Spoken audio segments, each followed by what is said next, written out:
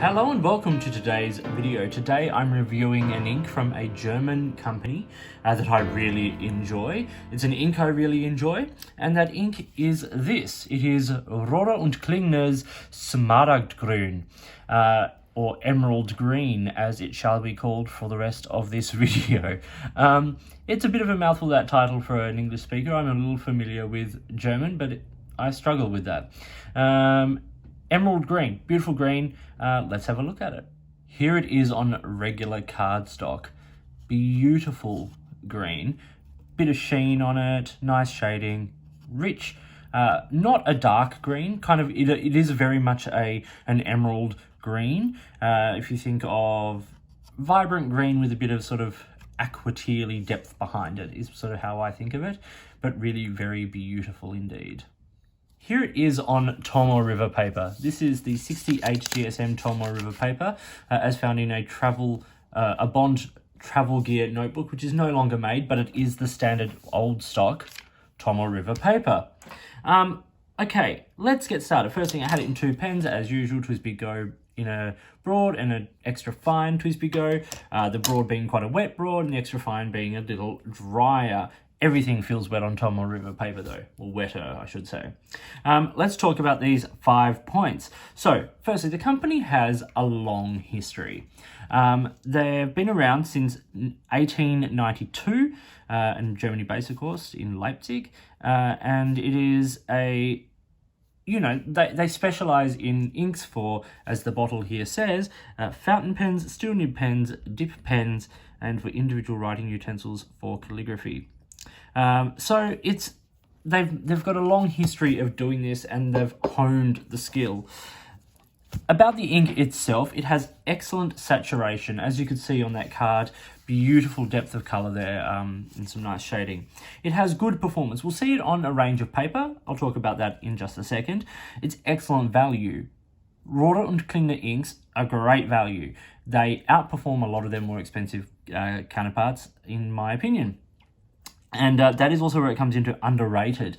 Now, I'm not saying this is an unknown brand. Rohrer und Klingner have some amazing inks, and some of the most well-known inks on the market. Untitled, that beautiful, like, bronzy green, amazing. Salix, Solferino, Cassia, a huge range of really wonderful inks across a broad range of colors.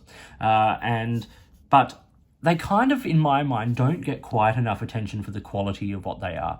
I think if you're talking, like, everyone talks Waterman, Diamine, the Mont Blanc inks, all these kinds of things. And brands like Rohrer und Klingner and Der Trementis, and they tend to sort of fly under the radar a little bit. So I think check out a few more of these beautiful Rohrer und Klingner inks.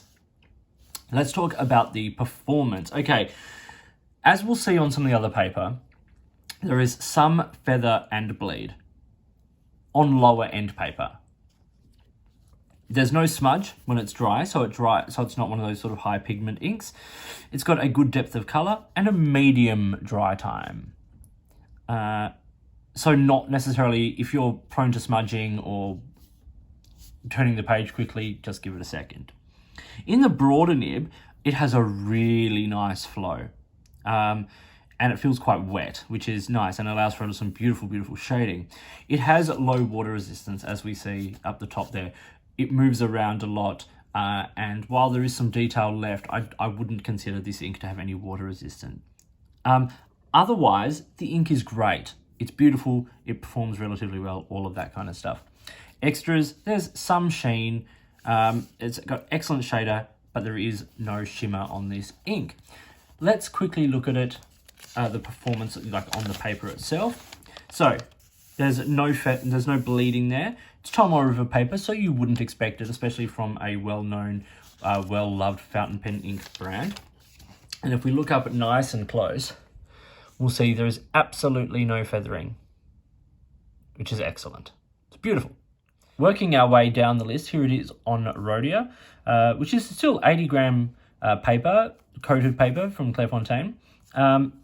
You can see some nice shading in the swatch there. And once again, holds very tight. It looks nice. It's got a good vibrancy, nice sort of wet flow. And once again, you can see that dry time. Shading is good. And if we look at the reverse of that page, you see the only thing that has come through is a couple of spots where I've laid down a heavy pool of ink, and then of course the swab. So in everyday writing, not an issue whatsoever.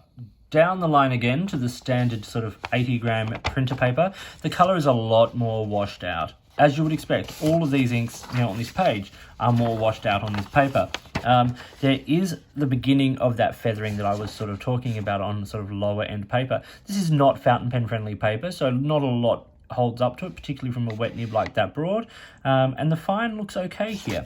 If we flip it over, once again, the extra fine performs relatively well, and the broad is just laying down a lot of ink, so a lot of it is coming through. So once again, something just to be aware of, but not designed for fountain pens, this paper. And on the student notepad paper, we see it performs actually fairly similarly to the copy paper.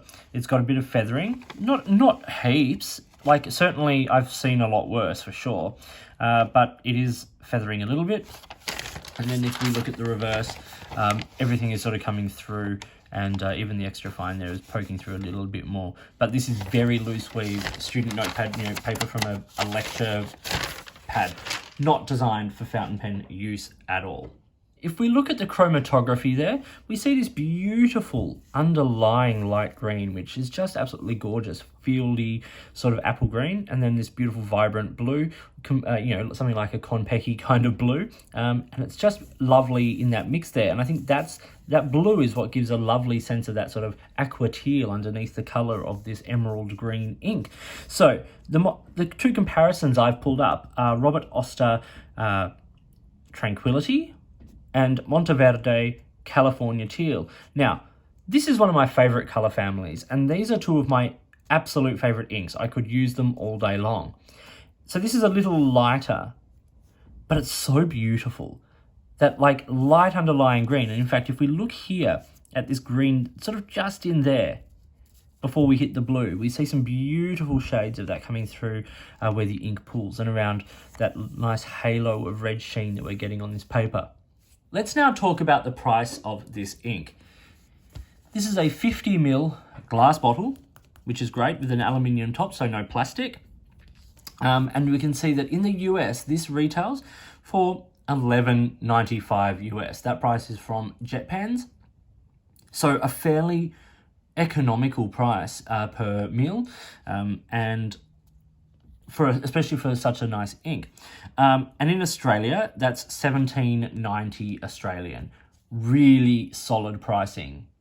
Like a little cheaper than Robert Oster, which is Australian made. And you know how much I love my Robert Oster. So,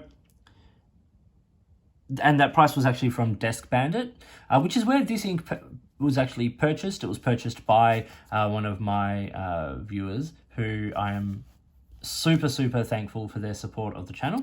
Just putting that out there. So thank you very much. You know who you are. But from Desk Bandit in Australia, $17.90. So really well priced. Let's talk the score now. And I've given this a 3.5 out of 5. But I put a caveat next to that of 4 out of 5. The experience with this ink, writing with it, feeling it on the page, watching it dry, like the actual, that beautiful color that it actually puts down. This is a really lovely ink, like really lovely. So I've given it a 4 from a personal perspective, because those pros really outweigh for me some of those shortfalls. Like, I don't use fountain pens on printer paper where I can avoid it. And when I do, I use a pen that I know is going to write a little easier on it. So I'm using nice paper, I'm using nice pens, I'm using nice ink, and this is one of those. I've gone through a couple of samples of this ink before I got the bottle. I've always really enjoyed it. And so, as I said, for me, those shortfalls, the low water resistance, and some of that like bleeding and feathering on lower end paper aren't a big problem, because the ink is just so beautiful. So, I hope you found this video about Rohrer und Klingner's Smaragdgrün to be interesting and useful. If you did, give it a thumbs up and subscribe to the channel. Hit the notifications button if you want to stay up to date with the videos that I produce, and please feel free to get in touch using any of the platforms listed below. You can find me on Instagram or Twitter at @the_offstage_me, or you can contact me on any of my videos here, or drop me an email, which is listed down below.